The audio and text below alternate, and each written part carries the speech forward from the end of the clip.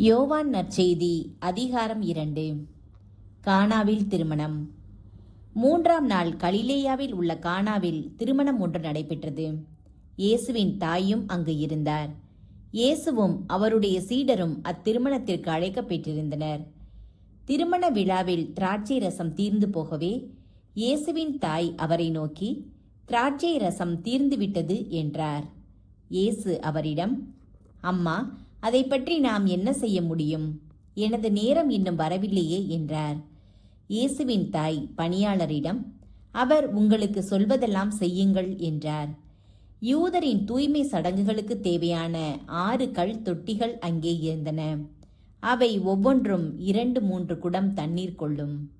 இயேசு அவர்களிடம், "இத்தொட்டிகளில் தண்ணீர் நிரப்புங்கள்" என்று கூறினார். அவர்கள் அவற்றை விளிம்பு வரை நிரப்பினார்கள்.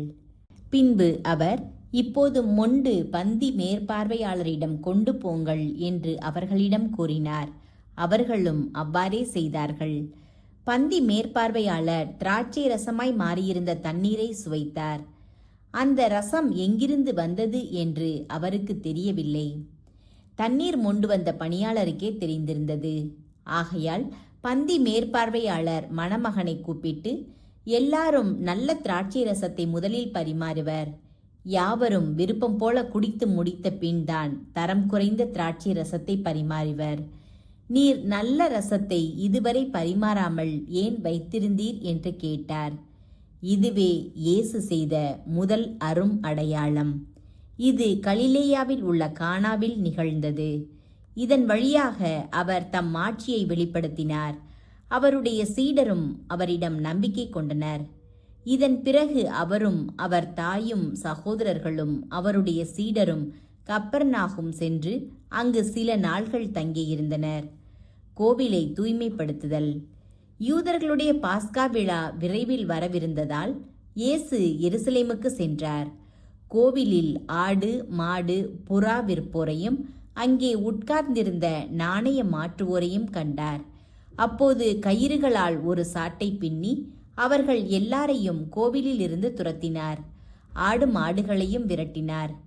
நாணயம் மாற்றுவோரின் சில்லறை காசுகளை கொட்டிவிட்டு மேசைகளையும் கவிழ்த்து போட்டார். அவர் புறா விற்பவர்களிடம், "இவற்றை இங்கிருந்து எடுத்து செல்லுங்கள். என் தந்தையின் இல்லத்தை சந்தையாக்காதீர்கள்" என்று கூறினார். அப்போது அவருடைய சீடர்கள், "உம் இல்லத்தின் மீதுள்ள ஆர்வம் என்னை எரித்துவிடும்" என்று மறைநூலில் எழுதியுள்ளதை நினைவு கூர்ந்தார்கள். யூதர்கள் அவரை பார்த்து, "இவற்றையெல்லாம் செய்ய உமக்கு உரிமை உண்டு என்பதற்கு நீர் காட்டும் அடையாளம் என்ன?" என்று கேட்டார்கள். இயேசு மறுமொழியாக அவர்களிடம், "இக்கோவிலை இடித்து விடுங்கள். நான் 3 நாளில் இதை கட்டி எழுப்புவேன்" என்றார்.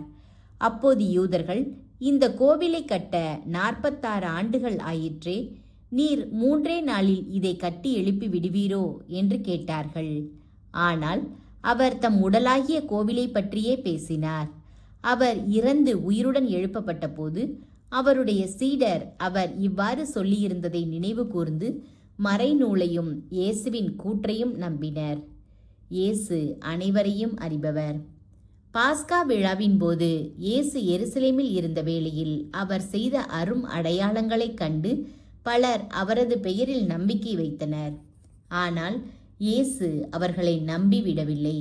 ஏனெனில் அவருக்கு அனைவரையும் பற்றி தெரியும். மனிதரை பற்றி அவருக்கு யாரும் எடுத்து சொல்ல தேவையில்லை. ஏனெனில் மனித உள்ளத்தில் இருப்பதை அவர் அறிந்திருந்தார்.